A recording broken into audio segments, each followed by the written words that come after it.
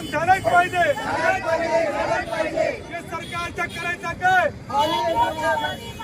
हे सरकारचं करायचं काय? हे सरकारचं करायचं काय?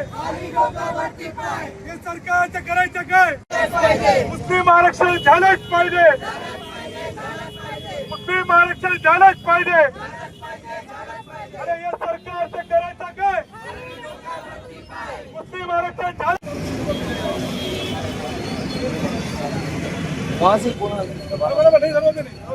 सही है, सही है, वो छोड़ दो, सही है। हाँ, एकदम सही बात।